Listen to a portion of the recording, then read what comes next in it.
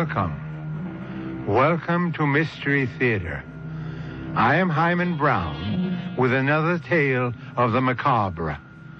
Macabre suggests a dance of death. Death is a skeleton who leads others to the grave. In this story, a respected middle-aged man, Philip Chambers, becomes an agent for death because death placed in his hands a temptation he could not resist, avarice, one of the 7 mortal sins. In the short space of 3 days, avarice and almost physical greed for wealth brought terror and disaster to this man and to his family. Who are you? Where is it, Mr. Chambers? What are you doing in my basement? How did you get in here? Let's have it, Mr. Chambers. You don't want to get hurt, do you? This is a real gun. I've used it before. I know how to use it. Let him have it, Nick. Let's get out of here. Not until Mr. Chambers turns it over to us. How about it, Mr. Chambers? What is it you want? The money. 80 grand. It's ours. And you've got it someplace down here. Now turn it over, or I'll blow your head off.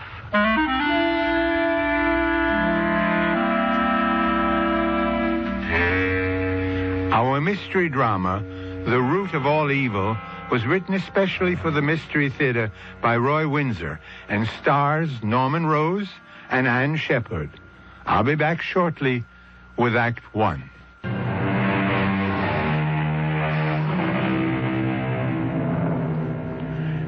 Philip Chambers and his wife Laura live in a small colonial house in Morris Manor, a village 30 minutes from New York. Its streets are tree-lined and quiet.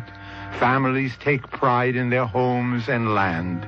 It's a wealthy village, and most families have gardeners, but not Philip Chambers. He's an organic gardener who enjoys grinding up all kinds of refuse for his compost heap and returning it to the soil of his acre of land. And that's where the trouble began. One Sunday morning at breakfast, in their kitchen. Now, Phil, please don't run that shredder of yours before 9 o'clock. Some people like to sleep on Sunday morning. I know. I'll slick up the kitchen, and you'll be back in time to clean up for church. You want the eggshells? Certainly. What have you done with the scraps? Oh, they're in the plastic bag. All the weak stuff. I put the bag in the garbage bin last night. It was beginning to perfume the back porch. Get rid of it. My dear Laura, it will be ground to shreds within half an hour. And don't get your fingers caught in that fool machine. Beautiful morning. Let me see. Yep. There's a pretty large bag full of garbage. Better get the wheel back. What the devil? Money. Packs of money. What? There must be thousands of dollars at the bottom of the bin. What? It's a fortune. It's a fortune. Where did it come from? What do I do with it? Somebody hid the money there. But why? And whose is it? Phil? Yes. Joan Shelton just telephoned. It's in the news. I'm going to go across to read the article. Well, what's in the news? The robbery. You were asleep when all the excitement happened. I'll bring back the newspaper clipping, and I'll tell you all about it. I'll be right back. The robbery? I'll be right back. Robbery? What robbery? I must get to the basement. Good Lord. I've never held so much real money in my hands in all my life. Packs of $100 bills. 50 in a pack. Let's see, 10 of those. Oh, I can't believe it. $50,000. And $1,000 bills. 30 of them. $80,000. Oh, I'm rich. I'm rich. No more scrimping. No more fawning over persons for whom I have contempt. Begging work as a freelance copywriter. People who don't know as much as I've forgotten. This money means I am free. Oh, it's got to be hidden. Whoever left that fortune in the garbage bin will try to get it back. Laura said there was a robbery. Maybe the thief hid the money. Let's see. Where'll I put it? small box. First, I'll place the money in this plastic bag, and then into that box the iris bulbs came in. Let's see, and then where? Let me see. Yeah. Behind the basement window, under the porch. The siding runs to the ground. $80,000. It's mine. And I won't give it up. Phil? Yes, Laura. Can you come up here for a minute? Oh, why, certainly. Come on out on the porch. I have that article. Laura, there was a robbery. Read. 2 a.m., Grove City Police. Raced after 3 men in a... crashed when they made a sharp turn at McKinley Street and Highland Avenue in Morris Manor. Why, Laura, that's our corner. And you slept right through the whole thing. Yeah, I must have. The sound could have wakened the dead. The police car was blasting its siren. Then there was a terrible crash when the robber's car hit old Mrs. Morris's elm tree and turned upside down. And one of the men was dead. Huh. And the other 2, you said there were 3. Must have got away. All of us had run outside, Dr. Shelton and Joan and I and the Moores and the McLeods, but the police told us to get back to our houses. They had their guns out, and they were searching for the missing men. How much did they get away with? Thousands of dollars. As much as $75,000 or $80,000. They tied up the night watchman and broke into the Grove City Federal Bank. Some alarm went off, so the police reached the bank just as the robbers jumped into their car, and they came tearing along this way. The police were right after them. You know, that was a nice elm tree of Mrs. Moore's. Is that all you've got to say? That was a nice elm tree of Mrs. Moore's? This is the most exciting thing we've had around here since the Hurricane Esther, and you're worried about Mrs. Moore's elm tree. You've got no adventure in your soul, Phil. That's all right. You did have. Now the 2 of us are staid old middle-agers getting by and letting the world go by. I suppose so, Laura. Oh, you're not offended, Phil. No, of course not. My future's behind me, I'm afraid. No, it's not. You've done so much. You've written so many great advertising campaigns. Your skill hasn't worn away. You'll see. I'm certain it'll go well tomorrow. I hope so. But, Laura, face it, I'm 55. My lunch date and interview tomorrow is with a 26-year-old girl, almost fresh out of college. Well, Laura, I'm old enough to be her father. Why would she want to employ me? I'd be an embarrassment to her because I know too much. I don't see why. Well, you have to finish with your shredding, and I've got to dress for church. Well, I decided not to use the shredder this morning. Oh, not enough garbage and refuse? Oh, no. All the excitement about last night has unnerved me. I'll get to the shredder next week. I'll be out of the shower in a few minutes. Well, don't hurry. I have some things to do in the basement. Oh, look, I've asked Dr. Shelton and Joan to come by at 6 for cocktails on the porch. All right? Huh? Oh, sure, it's fine.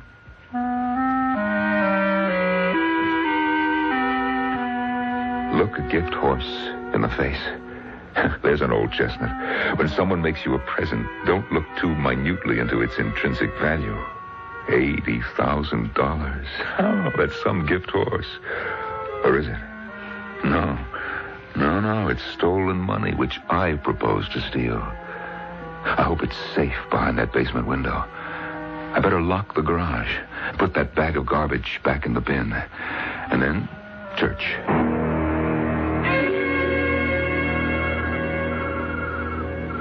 Paul, glass is empty, Doctor. Oh, 2 is my limit on a Sunday night, Laura.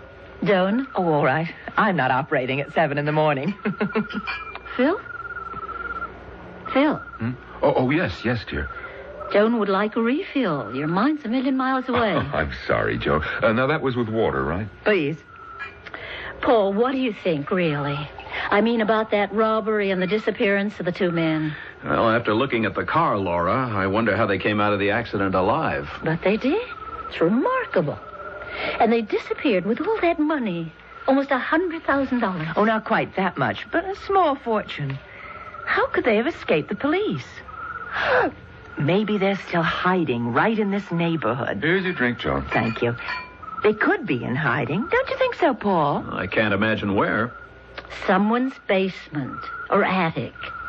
The Waynes are away for the month. Yes, they're at Candlestick Lake for a month. Well, surely they notified the police that they'd be away. Are there other vacant houses in the neighborhood, do you know? Yeah. The Murrays went away for the weekend to visit their son at camp. So it's possible that the thieves could be hiding right around here. Well, my guess is that they stole somebody's car and got themselves lost in the city. With $80,000 of hard-earned money. Well, insurance will cover the bank's loss. Joan, my dear, I'm afraid it's time for the doctor to get to bed. What time? Oh, my dear, it's late. It's 10 o'clock. We came over here for cocktails. We stayed for salad and rolls. I'm delighted you did. Phil's been fidgety all day long. Your visit took his mind off his problems, didn't it, Phil? Oh, yes. Very happy that you came over. Don't work so hard, Phil. You have seemed preoccupied. Relax. Or has the chatter about the mysterious robbers upset you? Oh, heavens, no.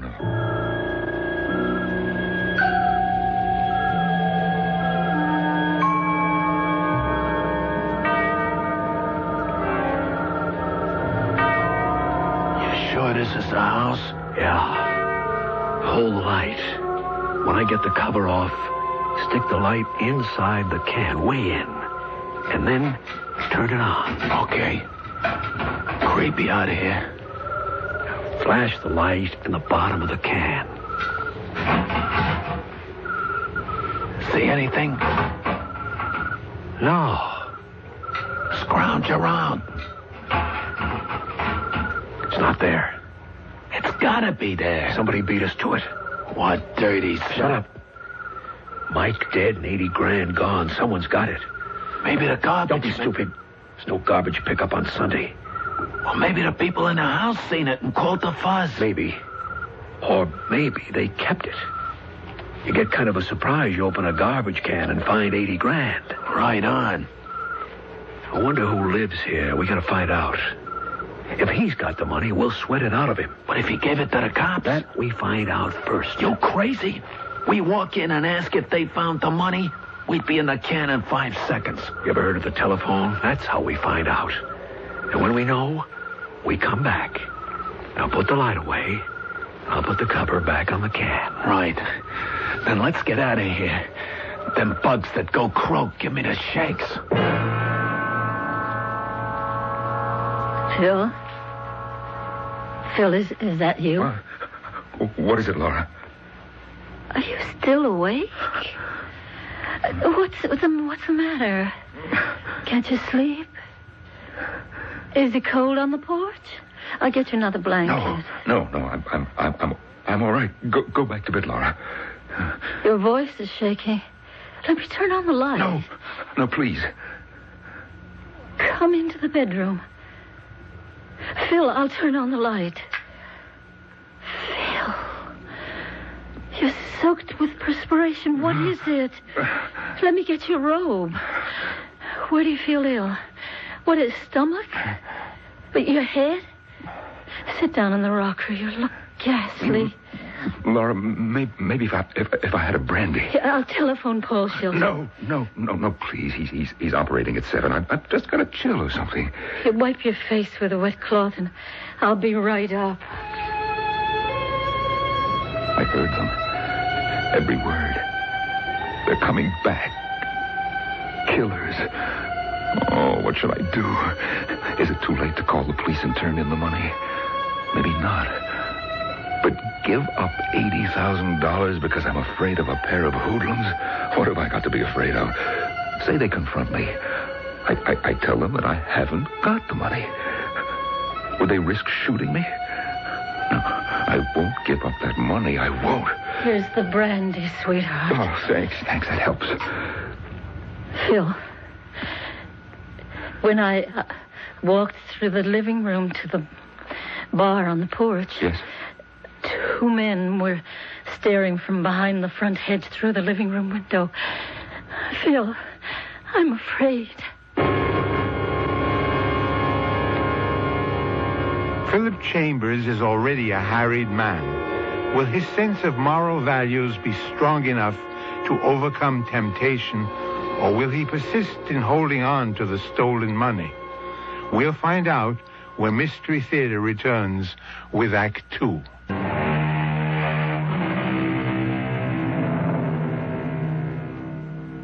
Philip Chambers and his wife Laura somehow got through the remainder of the night.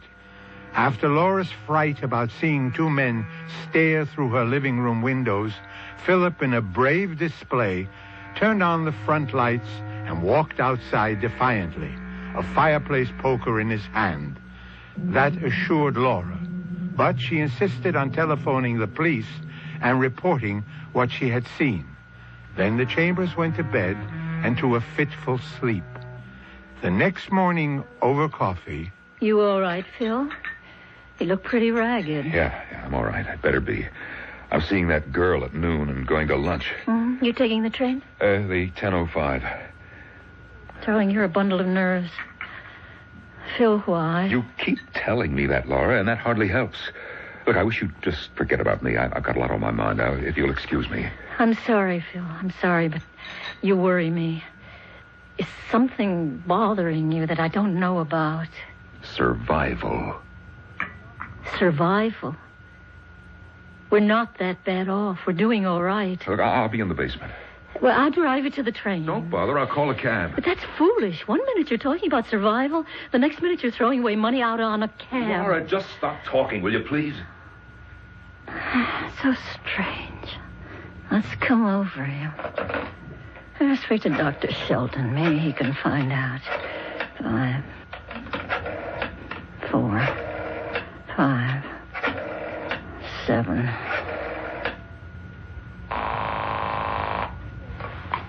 Dr. Shelton's residence. Hi, Joni. Laura. Yeah. Look, when does Paul get home from the hospital? Well, this is Monday, and he operated early. I say, he ought to be home by 4. Why? Something wrong? I think so. But I don't know. It's Phil. Joni, tell you what.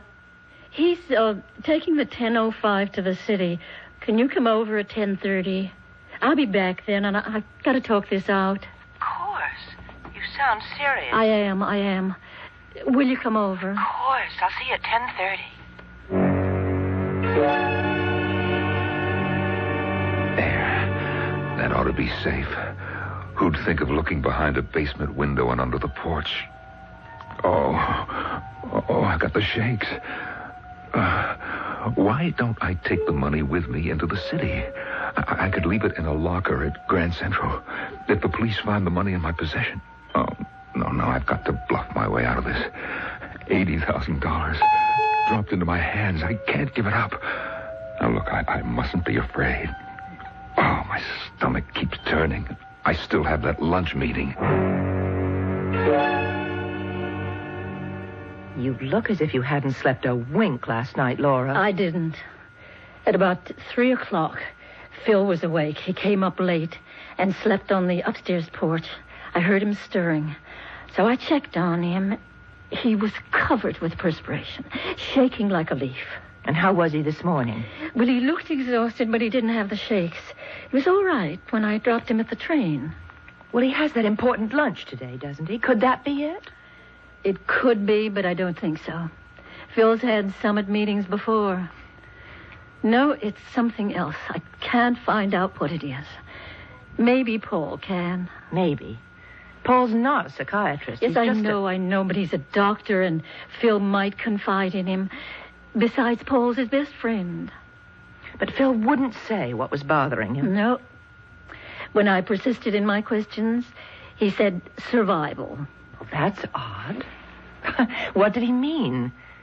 Continuing to live, to stay alive? I think it has something to do with the robbery of the Grove City Bank. Oh, Lord, for heaven's sake, yes. Why? What's that got to do with Phil? Well, ever since I mentioned the robbery to him, Phil seemed distracted.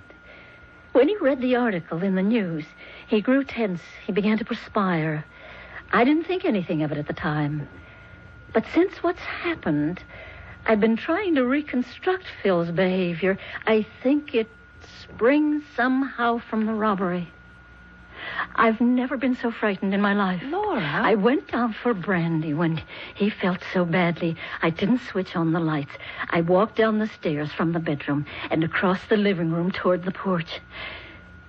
And that's when I almost screamed. Good heavens, what happened? 2 men standing behind the hedge in front of the living room windows and looking in. What? Looking through your windows? You think that the stolen money was or is somewhere around your property? I don't know what to think. Have you told the police? I telephoned them last night, and they sent a prowl car to snoop around. Well, did you mention your theory to the police? I mean, about the money being hidden somewhere around your house? No. First, it sounds far-fetched. Second, I've got a feeling that somehow it concerns Phil. How could it concern Phil? You mean he may know where the money is hidden? I don't know what I mean, Joan. Talk about imagination. Laura, you're as bad as Phil with his talk about survival. He has a bad case of nerves and... Survival? He said he was worried about survival. Now, isn't that the word you said? Yes, that's the word he used. I thought he meant our survival. But what if he meant he was afraid, literally, of his own survival? That would mean he knows something about the robbery that he's not telling. But you don't believe that he found the money, do you? I don't know. But if he did, knowing Phil, the kind of man he is, he'd just have called the police. No question about it. And he would have told me. Oh, excuse me. Back doorbell. I'll be right back, Joan. Take your time. I'll be out on the porch. Morning. I'd like to read the water meter. Oh, down the steps to the basement. And watch your head. The ceiling's low.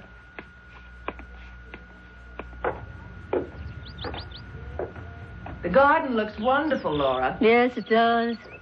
Phil takes such great pride in it. Laura, if Phil meant he's afraid about his own survival, then I think he knows something. Either he saw the men who stole the money and can identify them, or he knows where the money is hidden. That I can't believe. If Phil knew that, I'd know it. And you just said Phil, being the kind of man he's always been, would return it. Yes. Well, maybe Paul can drag it out of him. Whatever it might be. I'm worried sick. I have a premonition of danger or tragedy. Something in the air. A sense of impending evil.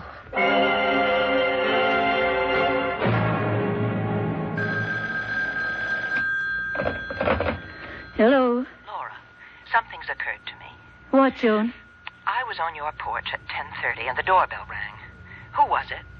Well, the man who reads the water meter. Why? Well, he didn't come to my house. And when a man comes from the water department, he reads the meters at all the houses in the neighborhood. Yes, he does. And another thing. I went shopping at noon, and as I drove out of my driveway, a man walked out from the back of your house. Did someone else call on you? No. You mean that the man who read the meter was in my basement from 10:30 until noon? Some man was, but he wasn't a man from the water department. Well, then we're right. The stolen money's around here someplace, and the man was one of the thieves. That's what I think. Has Phil returned from New York? No, and it's after 5. Well, you shouldn't be in that house alone until we get to the bottom of this strange situation. Paul got stuck with another emergency operation. He won't be home until quite late. Oh. But I'll send him by after I tell him everything we think. Oh, but the poor man will be exhausted. No. Why I'm not exhausted. He'll be by to see Phil, and then you come across to see me, all right? Yeah. Thank you, Joan. Oh, there's the front door. Phil? Here I am, all in one piece. It's Phil. He sounds a little tipsy. I'll see you later, Joan. Goodbye. I'm on the porch, honey. You'll excuse me for having had one more than I should have had. After lunch... Well, you don't have to explain, darling. I take it you didn't get the assignment? How did you know that? You got second sight or something? Or something. Was it unpleasant? No. About as I expected. Nice girl. Young enough to be my daughter. She had white wine, and I had a few martinis. Oh, dear. Yeah, oh, dear. So you proceeded to lord it over the young woman who sips white wine? Lord it over? No, that's not so. We got talking about what I'd be doing as a consultant in copy. Now, I know something about copy, Laura. Yes, you do? Me begging for a job. I used to run that joint before that kid was out of Dr. Denton's. Can't be 26. I was about 30 when she was born. Let me fix you a cup of coffee. I don't want any coffee. You say that I'm bummed, Laura? Well, I'm not. I never felt better. I just had lots of things on my mind. Including the robbery of the Grove City Bank? Robbery? Do you know who the men are who robbed the bank, Phil? Me? Well, how would I know? I never saw them in my life. Say, what is all this? Remember the two men I saw looking in through the living room window this morning at 3 a.m.? Yeah? What were two men doing looking through the window, Phil? Well, search me. We think they had hidden the stolen money and were looking for it. We? Laura, who is we? Joan and me. Have you been talking this over with Joan? Why not? She's my best friend, and Paul is yours. You and Joan turned amateur detectives, huh? Haven't the two of you got anything better to talk about than that robbery? Frankly, no. Because ever since you heard about it, you haven't been Philip Chambers. Oh, and who have I been? A nervous wreck. And you're making a nervous wreck out of me. Tell me honestly, Phil. Do you know anything about the men who committed the robbery? Do you know who they are? Do they hide the money on our property? Are you in danger of survival? Lots of questions. Give me some answers, Phil. What are you so worked up about, Laura? This is a police matter. Just leave it to the police. I've notified the police. What? Last night? And again today. A man came to the house and said he wanted to read the water meter. He wasn't from the water company.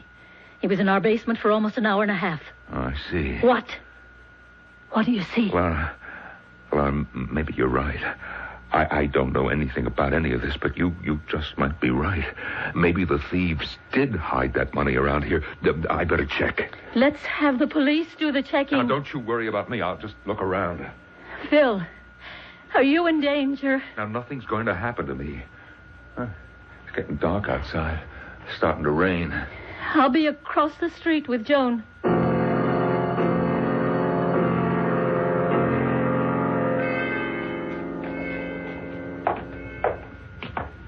Hello, Mr. Chambers. What? Who are you? Where have you got it, Mr. Chambers? What are you doing in my basement? How did you get in here? Let's have it, Mr. Chambers. You don't want to get hurt, do you? This is a real gun. I've used it before.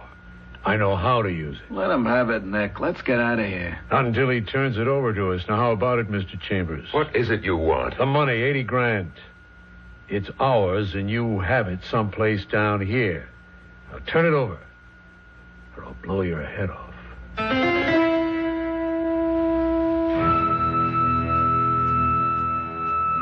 Avarice is like quicksand.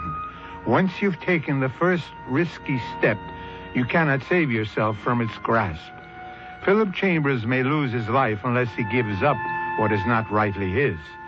He has everything to lose, nothing to gain. Or has greed so infected his mind that he will look down the barrel of a revolver and believe that he can stop a bullet with his beautiful dream of a fortune and the security it will give him. Mystery Theater will return shortly with Act 3.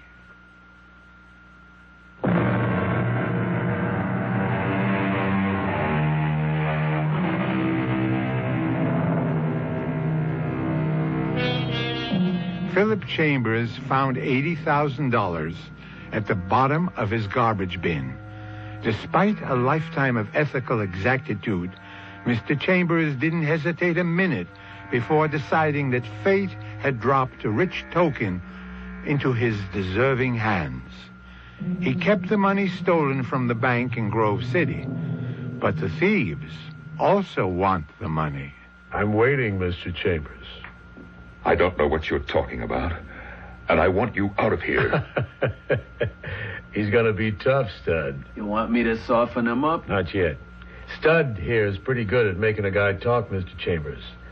Now, we don't want to hurt you, so just turn over the money and we'll run along. I haven't got your money. We're wasting time, Nick. You got it, all right.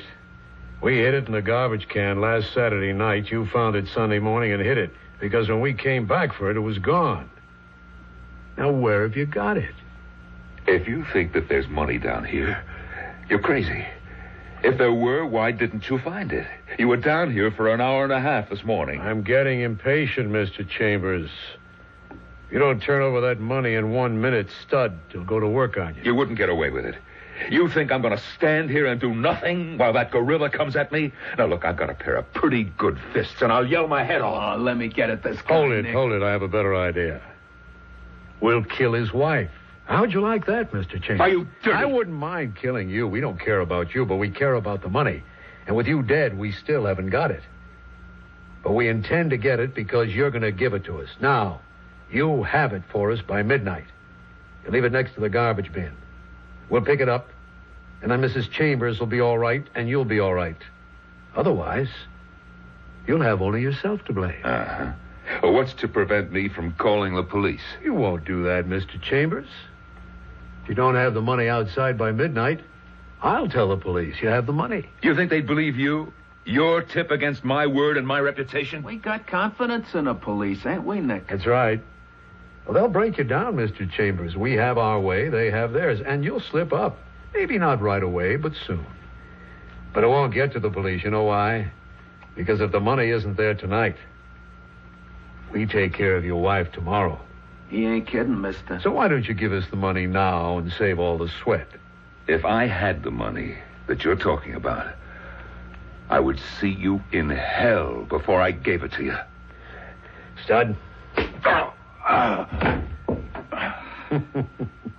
You're still pretty fast, Stud, my boy. He was wide open. Now, let's get out of here. And we'll watch the house. It might be an interesting few hours. Good night, Mr. Chambers.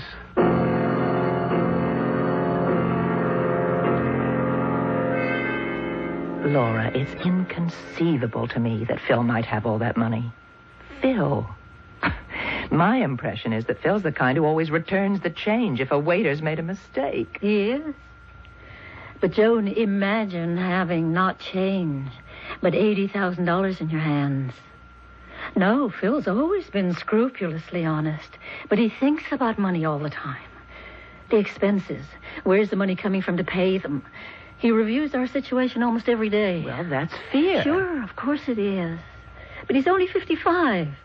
We have money. Not much, but enough to get by on.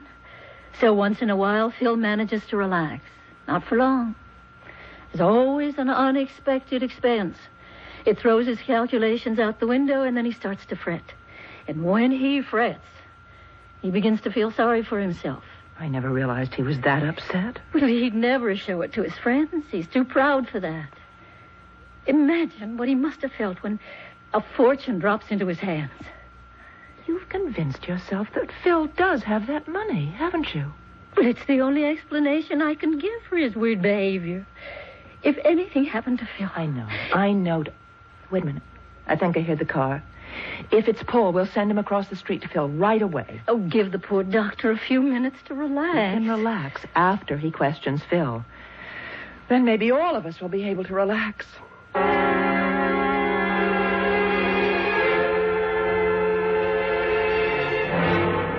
Tell me about it, Phil. I'd rather not, Paul. I find your front door open. I walk in and call hello. No answer. I find you in the basement, sitting with your head in your hands, covered with perspiration, shaking as if you had a fever, and you won't tell me about it. After all, I am a doctor, Phil. I just can't. Your face is swollen. You've been crying. But that doesn't entirely account for the swollen face, does it? No. Did you fall down? Or walk into something? Paul, I got knocked out. Ah, interesting. Ready to spill the beans? I don't know how I can bring myself to it, Paul. I'm a good listener. Mind if I fix myself a drink? No, of course not. Forgive me for not offering you one. You want one?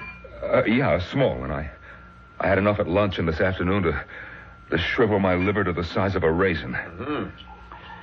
And what was your excuse? Well, I didn't get that consultant's job. Here you are. Yeah, thanks. Well, that's hardly the end of the world, Phil. No, it isn't. Imagine being interviewed or approved of by a 26-year-old girl with stringy hair and no brassiere. Gee, I felt like a captive of the youth army. So it wasn't the lunch and the unpleasant interview that put you into a stew? Oh, no, it wasn't unpleasant, just stupid. So your annoyance drove you from lunch. Where? Biltmore Bar? Your club? Yeah, the club. I sat at the bar, and the bartender listened. Poor man. Here's to all bartenders, the unlicensed psychiatrists or priests to an unending line of confessors. All right, my friend. Stop beating around the bush. Do you have that stolen money? Yes. We thought so. I found it. Sunday morning in the garbage bin. I was going to use my shredder, so I went to the garbage bin and... Well, there it was. And you decided to keep it? $80,000. Paul, you don't know what that could mean to me and Laura. Sure I do.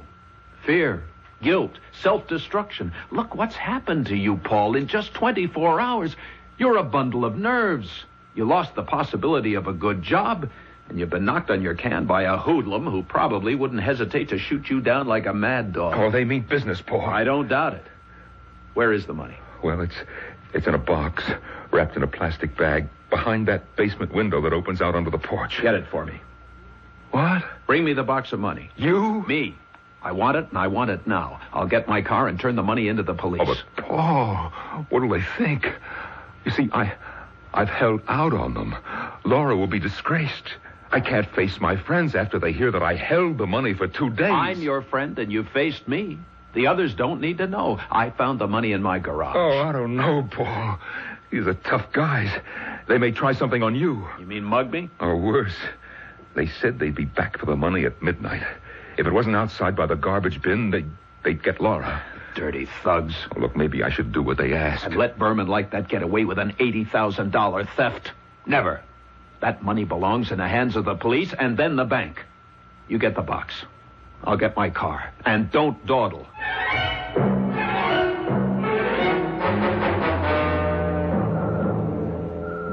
It's Paul. He's not coming to the door. Where's he going? The driveway. What in the world is it? He's backing out his... What's going on?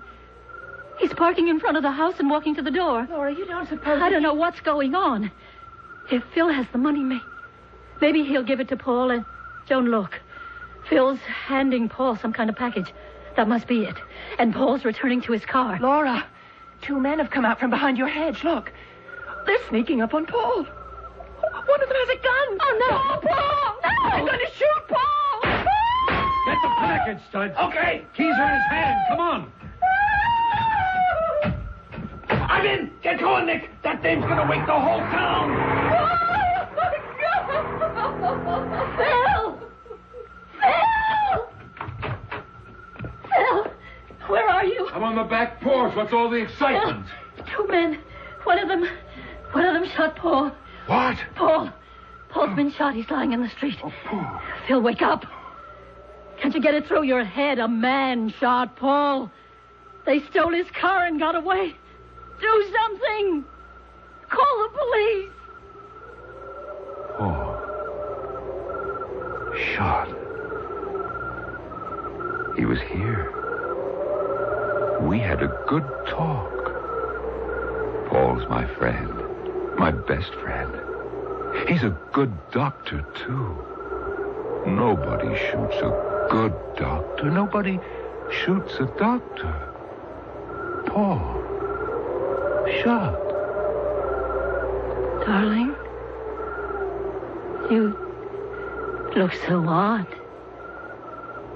Your eyes, they're blank like those of a statue. Don't. He's lost his mind.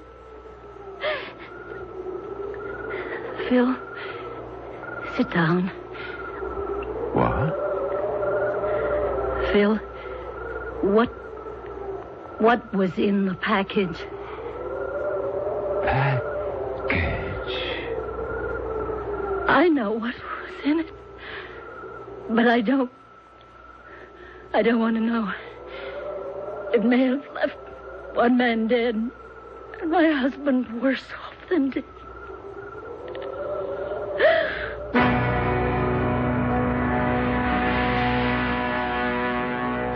I'll be back in a moment with a final thought.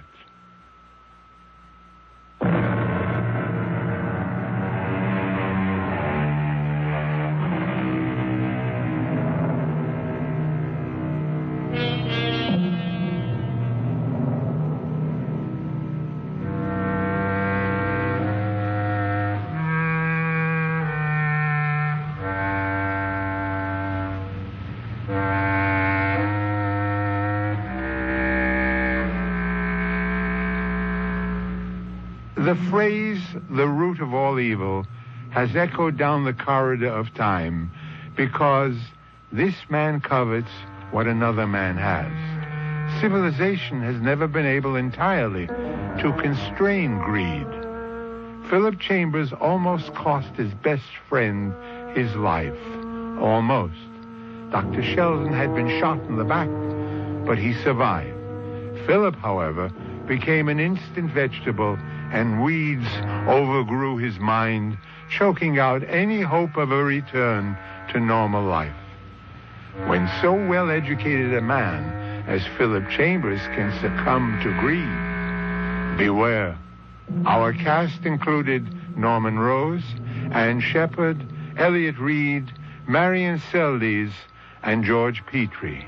Associate Director, Marlon Swing. This is Hyman Brown, producer-director, inviting you to return to our Mystery Theater for another adventure in the macabre. Until next time, then, pleasant dreams.